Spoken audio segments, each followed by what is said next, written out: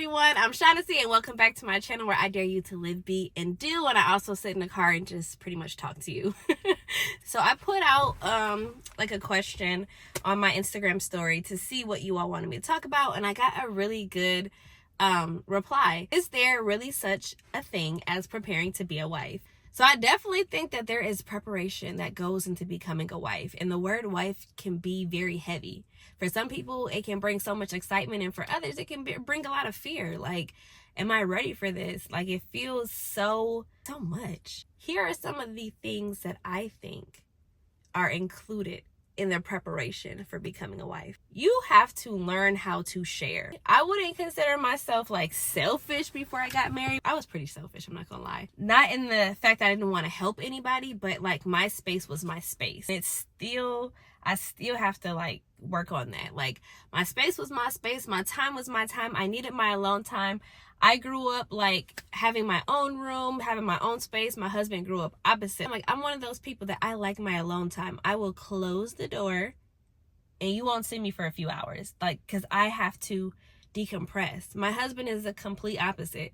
I wasn't prepared for the level of like time and energy that I was gonna have to share with him. Like, I thought we would just like it was gonna be me with me, but no. Like, preparing yourself to be with a completely different person than you, who has different ideas, different everyday routines, different patterns, different thought processes, different backgrounds. Like, preparing yourself for that and welcoming that is something that I would recommend. But as someone who has become a wife, I feel like God has really allowed me to just be myself in my marriage. My husband has allowed me to just really be myself in my marriage. And then I have these amazing pastors who, when stuff does come up, I have somebody to talk to about it, whose marriage I respect and whose marriage I can like model and look at and be like, okay, I like how they do that. I like how they do this. You need to find yourself like a marriage that you love and a wife that you admire, and form a connection, like a like someone that can mentor you and like kind of talk to you, because your single friends only know what it's like to be single or like in a boyfriend-girlfriend relationship. Like, getting someone who actually is a wife and understands the mindset and like the call of a wife is really helpful. So my next thing is like making room for your person. It sounds like simple, but I think that a lot of people don't realize how much you have to make room for a person to be in your life, and especially for a husband. And I remember one of my good friends, she was getting married, and the thing that kept coming up is me and her talking about her making room for her husband, because she has this room. She owned her own house, and she has this room that the whole room is for her shoes. Like, the entire room is for her shoes. And it was so funny because we kept saying, like, what are you going to do about this room? Like, where is he going to go? They were going to move into her house. Like, where is he going to go? Where is he going to stay? Like, where's his stuff going to be? Like, you're just going to, like, where is he going to put his stuff? And so she would not, it was such a hard thing for her to give up this room full of shoes to make room for him, because this was how she was living for this long. Like, and then to just take her coveted shoe room, her cute shoes, her cute setup, and like make room for his stuff. It was like, it was a struggle for her. And that's just, to me, like the perfect example of just marriage, period. It's like, there are some things that you like them just the way they are, but that you have to change, and you have to make room for the next person, like for their space and for their things. And it's just like, it's just a good analogy of like how marriage is. And so just preparing your heart, preparing your mind, preparing your space to know that like when my person comes, there's some things that's gonna have to change, and I gotta be open to it. There's might be some things that he wants. He might want me to move with him, or he might want us to move this place. Like, just making room for new and making room for things not being exactly how you want them to be. Because I think that as women, we fantasize about having this person, and it's kind of like we take the person and we put them into our lives, and that's not how marriage is. Marriage is actually two people bringing their lives and merging them together. It's not like this fantasy where you just get this doll figure and now he's just with you when you want them and you put them down when you don't. It's not like that at all. It's a merging of two lives, two ideologies, two families. Like, you know, your traditions, his traditions, your family traditions all have to blend. You have to decide how you guys want it to be. So there's a lot of changes and there's a lot of things that you have to prepare yourself for. Opening up, like marriage, like causes you to open up in a way that other relationships don't, because you can always put a stop on other relationships, but in marriage you all are each other's partner and confidants, and like there's parts of you that your partner might see and like ask you questions about or ask you whys, and it, or you might get in arguments that causes you to like really open up and like look at yourself and what you've been through. And you have to have that communication and you have to have that emotional intelligence to really just open up. So like I'm thankful that, for one, like I'm always going to say like my faith life, my pastors really helped prepare me for like where I am now, like going to church, journaling, like having my time with God, asking myself tough questions, like not being shallow and like really digging into who I am. It helped me prepare for the conversations that I was going to have with my husband and the arguments that I was going to have with my husband, and how to show up in that argument. And I didn't even write this down, but now this just came to my head.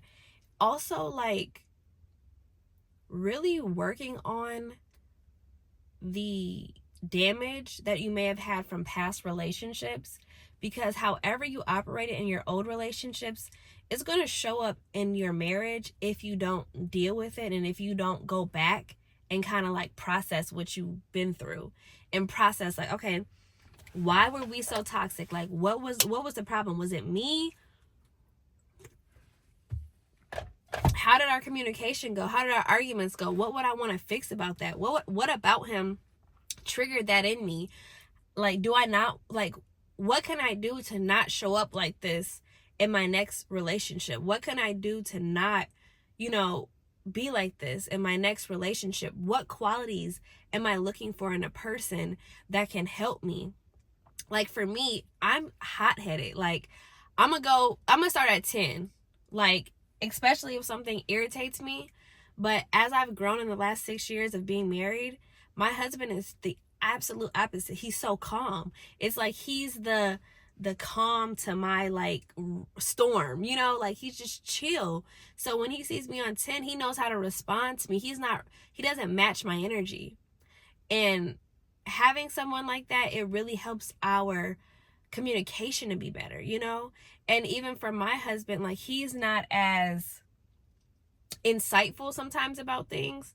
So like I'm able to see some things that he's not able to see, and he's open, and now he's learned to trust like that I see things, you know, that I discern things, and you know, all of those things help to make a strong marriage and help you to prepare. But like really going back and examining, okay, well, what was it like before? Like, what is my response? And even if you've never even been in a relationship, just asking yourself, like with my family members, like, how do I respond? Because you'll be surprised at how much your marriage resembles the household that you came from.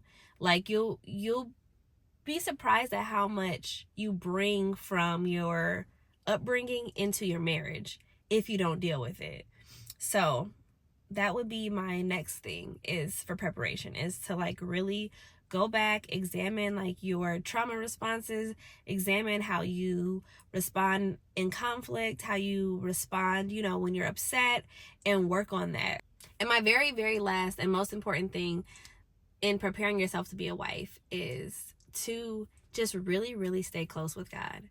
Like really, really, really letting him into who you are. Like all of the things that I said, like sharing, opening up, making room, doing those things with God first is going to prep you, and it's going to be so much easier when the man comes, when the husband comes, because you've already let God into these intimate places. You've already been through this with God. And so letting a man through, it's like you're really kind of like you did a whole renovation on your soul and on your heart. So when the man comes into those intimate spaces, he's like, oh, look, it's good in here. Like, it looks new. But you know the work that you've done. You know all of the demolition that God had to do and all the rebuilding that God had to do in you before he came. But letting God come in and do that reconstruction in you is so, so important. And for me, I had to do that while I was in a relationship. But I'm thankful that we had a long distance period. So I was able to do a lot of things on my own. And being at church really helped me so much because I was able to get challenged every week. I was coming into my church, a Word in Action Christian Center. I was getting directions on how to change my life, how to be a better disciple in Christ. And I was going home and I was doing the work.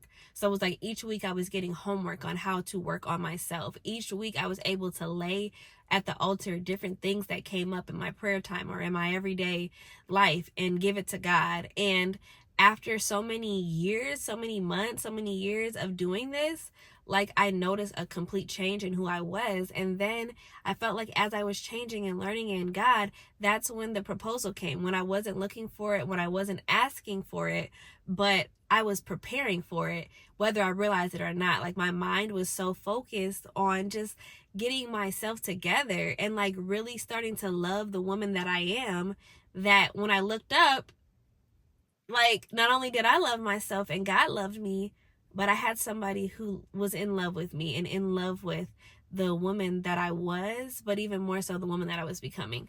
So I hope that that helped answer your question on some preparation. If you want more practical things or some other stuff, just let me know. Comment in the comment section. Share this video with someone you think needs it, and I will see you guys in my next video. Please follow me on Instagram and TikTok. I love it there, and I'm on there every day. So I hope to see you guys there. All right.